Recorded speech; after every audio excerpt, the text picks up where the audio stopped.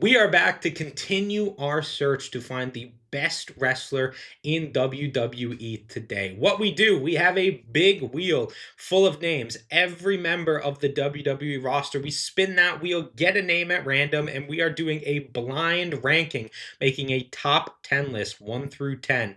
We throw a wrestler on there depending on where we think they belong compared to other wrestlers in the company, and hopefully we don't get it too wrong, but we always end up destroying the list anyway. At the end of the video, we go through, we make some adjustments to see who on that list truly is the best wrestler in WWE. They go on to the finals to meet the winners of other videos. Currently, we have Finn Balor, who won in the first video.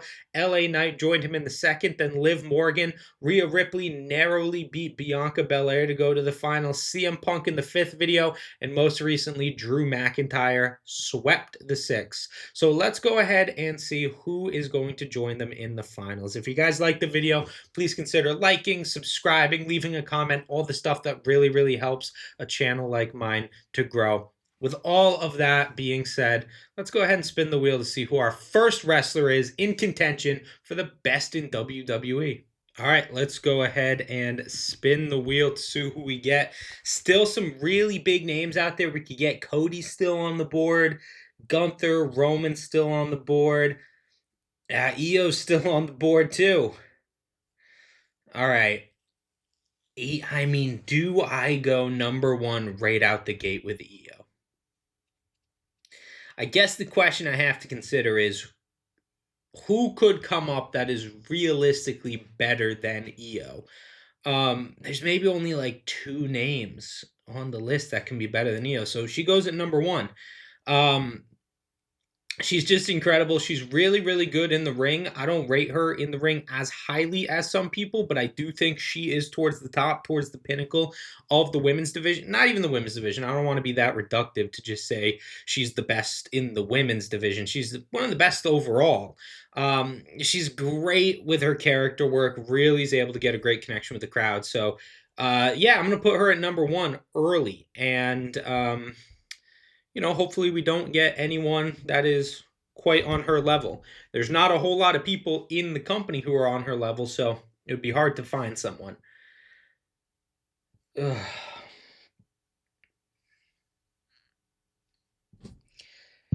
I was literally thinking when Io came up that one of the only people who can rival her is Cody Rhodes.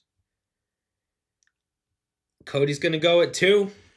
1 and 2 taken right off the bat.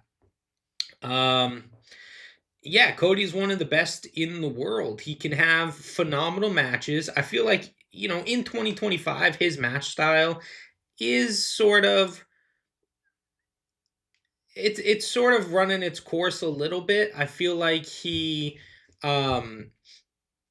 his sort of throwback style to the old NWA wrestling match format, really refreshing when he came to WWE. Really fun.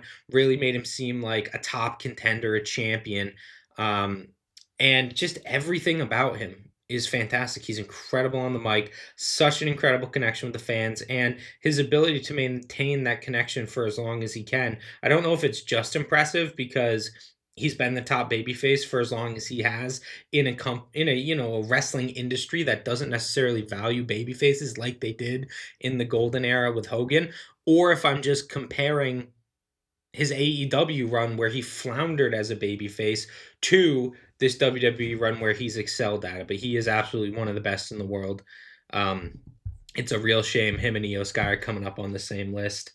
It would be a real shame if we got like just another top tier contender right now. We didn't. We got Eric Rowan.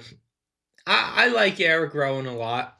I feel like his potential may be a little bit limited, and I might just be saying that because I haven't really seen him in a breakout singles run ever in his career. Whenever I've seen him, he has been in a tag or faction format, but in that format, he really does excel. Either as sort of a big man combo like he was in the Wyatt family, or a big man little man combo, like we see with the Wyatt Six, like we saw when he was doing some of his stuff with Death Triangle in AEW. Yeah, he's a lot of fun. Where does he go on the list though? Io and Cody being at 1 and 2 really sort of throws a spanner in the works where now I'm really questioning where everyone else on this list goes and how high to put Rowan. I feel like if I didn't have Io and Cody already, I would put Rowan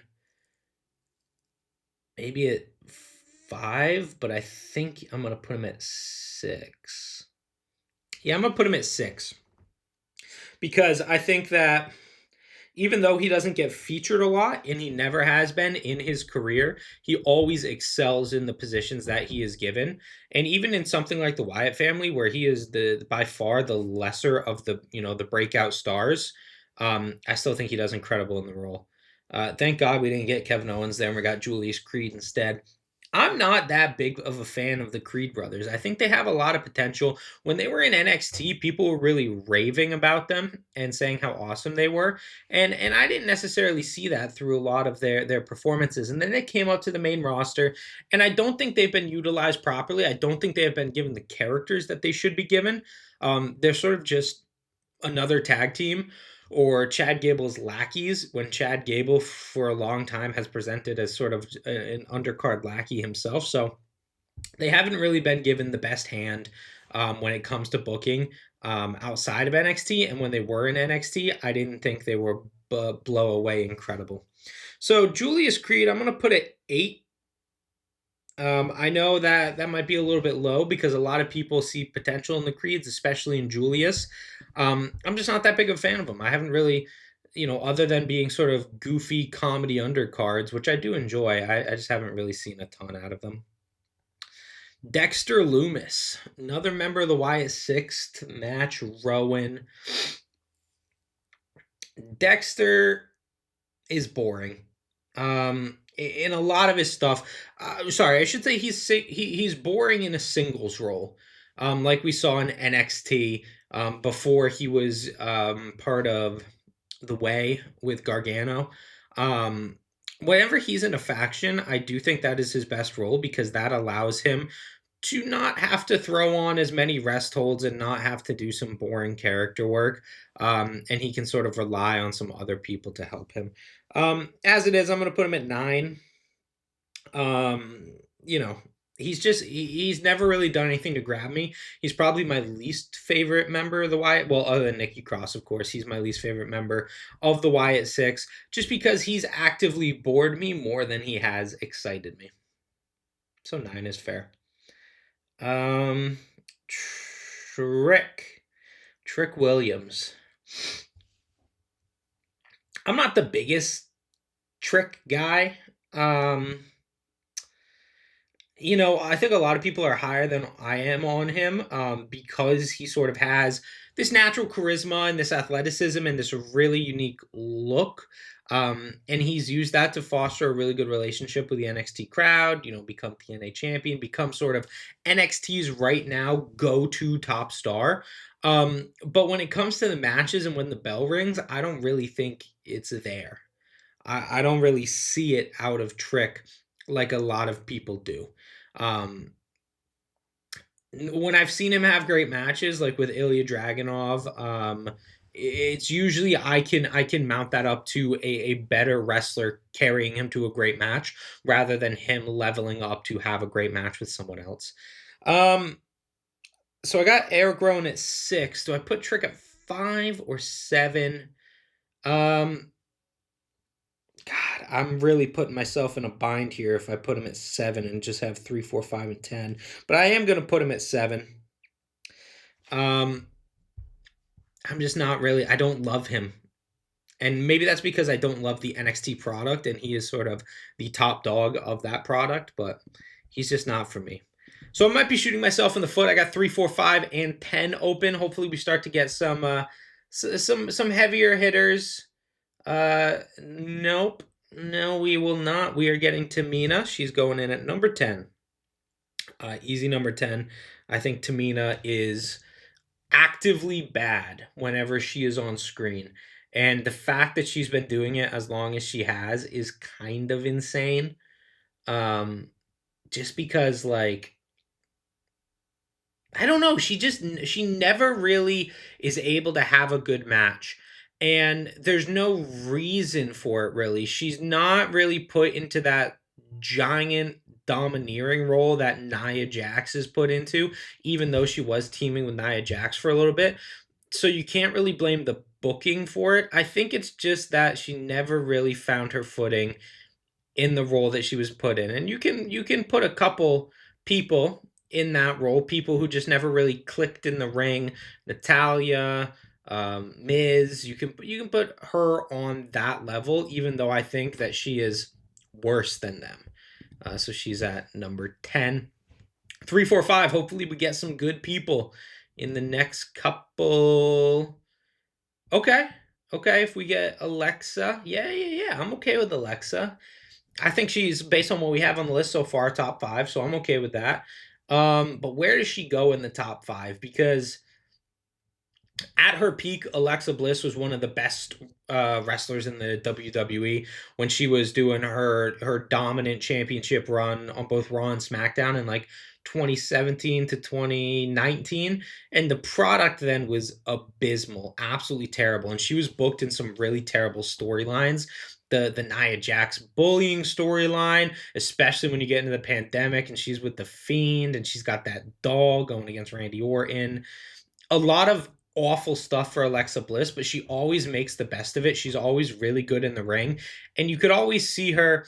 I look at a lot of Alexa Bliss stuff sort of like you look at Stardust with Cody, where it's like, God, they're giving her a bad gimmick, but she's really going as hard as she can in it, and you sort of got to admire that a little bit. The current role she's on, babyface tag team with Charlotte, it's whatever. I don't really love her in the ring in 2025, but she was out of the company for like 3, 4 years, just not on screen. So how could I really dog on her that much? For this one, I'm gonna give her a little bit of leeway, even though some of her stuff in 2025 hasn't been incredible. I'm gonna put her at number 4 because I feel like even in the role, she's able to bring a lot of character and a lot of charisma, and I feel like she has been a main factor in getting Charlotte over as a babyface in this most current run. So really, really impressive. Crap. All right. Well, I mean, Miz is going at 5. I don't love the Miz. He doesn't belong at 5 on this list. Um, he's honestly, he's just been in WWE too long. I think that if Miz worked the indies for 5, 10 years, then came to WWE, and he was in the form he was in 2016 onward, sure, he would be a very good, mid card wrestler. But I think that so much of his reputation is tarnished by his first couple, not even couple, his first like 10 years in the company. He debuted in 2004. Wasn't a full-time wrestler then, but was became a full-time wrestler like 2006 to 2007. One of the worst championship runs of all time in 2011. And I feel like the reason I'm talking about this stuff in the past is because it really follows him when you watch a match now. When you're watching a mismatch, it's just like, oh my God, this guy again, he's been here forever. And a lot of the time when he's here, it hasn't been great because you're reflecting on those times before he started connecting in the ring and really finding some great character work. So, yeah, Miz is tough. I think that if you were to look at him in isolation in 2025, like if you were a new fan coming in and watching The Miz, you would be higher on him than people who have been watching The Miz for an extended period of time. So he's going at 5. That'll probably change once we flip stuff up at the end. And now we just have number 3 open. Let's see who's going to be our number 3. Joaquin Wild. Okay. Joaquin's going at number 3.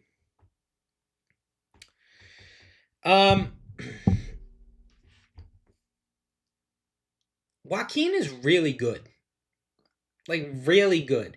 He is one of those undercard talents that has existed in WWE for like 30 years, where you look at someone and they just have all the skill in the world, but WWE just doesn't utilize them properly or doesn't really see what they could bring to the table.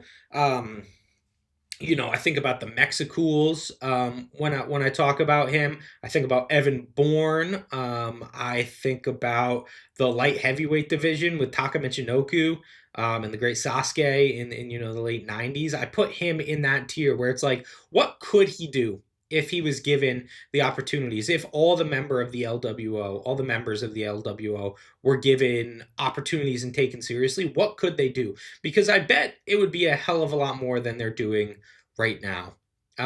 He finds himself at number 3 on the list. That's because it's the only spot we have open. I don't think that's an appropriate spot for him. I think that's a little bit high, not based on his talent, just based on his booking and him not being utilized properly, not given opportunities to showcase his talent. Because when given opportunities, every member of the LWO really knocks it out of the park and really, really does a good job about expressing why they are so great. They're just not given enough opportunities to actually do that. So 3 is where he stays for now. But let's see where we're going to move people to. So at this point, we're going to start rearranging some people in our top 10 list to find out who is the actual best on this list. Let's start from the bottom, go up. Tamina at number 10.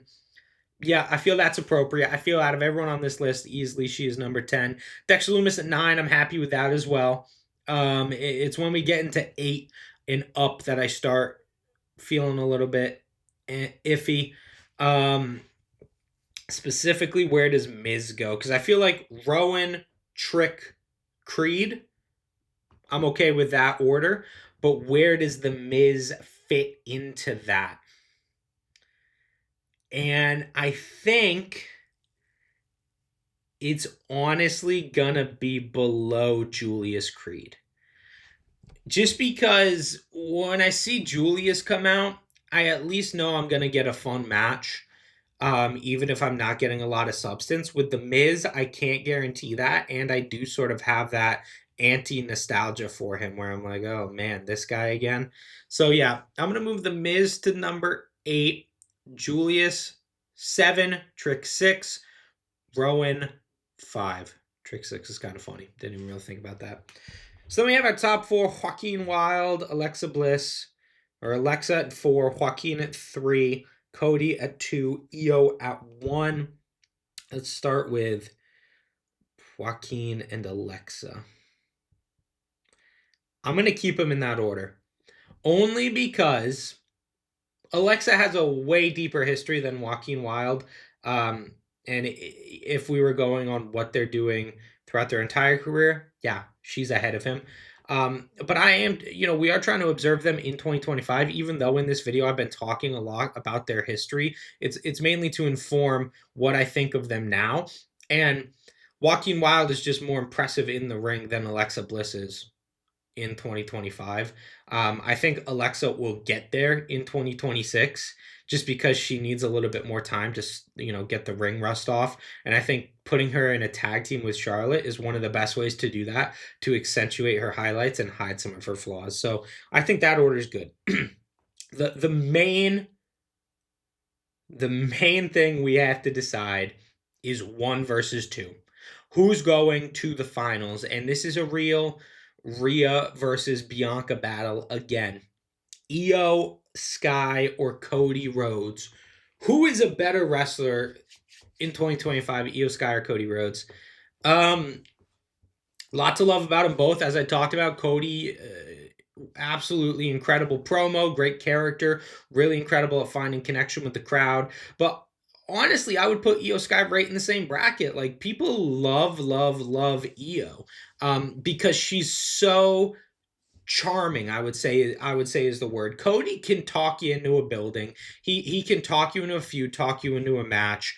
But when you watch Io for 5 minutes, you just sort of fall in love with her. She has this natural charisma, this natural babyface energy that just so few people in the business have. In terms of in-ring style, I would probably rate Io a little bit higher. I've seen Cody have more great matches than Io in WWE. But like I said, I'm a little just sort of taken out of it by Cody Rhodes's throwback style. And maybe that's because I've sort of been hit over the head with, two John Cena matches, one of which was one of the worst matches I've ever seen in my life. And then I've just sort of seen him do a lot of nothing this year. So maybe I just need some great Cody programs and some great feuds to get back into him, especially in this WWE Championship run. Hopefully, we'll get that. Um, I think I just talked myself into going to EO. I think I just talked myself into keeping EO at number one and putting Cody down to number two. But that's tough because Cody, is one of the best. And I was actually thinking about this the other day for a little side tangent. Because at the end of the year, I do plan on making some videos, discussing who was the best wrestler in WWE in 2025. And one of the first names that popped in my head was Io Sky, because she's had great matches, with Rhea at Evolution, the triple threat at Mania, the triple threat at SummerSlam. There are probably some other ones I could go back and find to highlight that. I think she had a good match with Bayley on Raw, but I might be misremembering that. She's been booked really great throughout the entire course of the year, and I sort of got on the EO train this year more so than other years, where her matches started clicking for me a little bit more. I've been excited to see her on screen more. Her charisma's coming through more. I'm going to keep EO at number one. I think I just talked myself into putting EO over Cody. I think that is where the list is going to stand. With EO going on to the finals to see who's the best wrestler in the world. Sorry, Cody, if it had been most other people, you probably would have gone on. If it had been most other people who are already in the finals, you probably would have gone on. But speaking of that, let's see who EO is joining in the finals to determine who is the best wrestler in WWE today. She is going to be facing Finn Balor, LA Knight, Liv Morgan, Rhea Ripley, CM Punk, and our latest finalist, Drew McIntyre. EO now joins that illustrious group, and we are going to see in the final video which of them is truly the best of the best.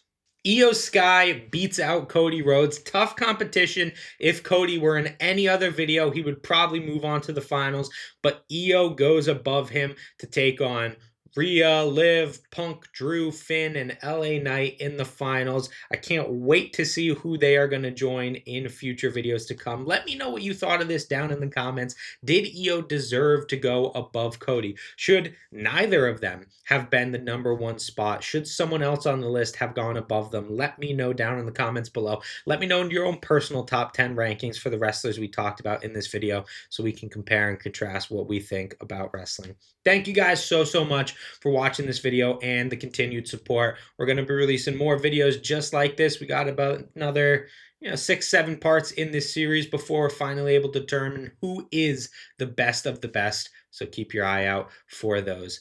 Thank you guys so much for watching. I have been Isaiah from Hot Tag Wrestling, and I will see you next time.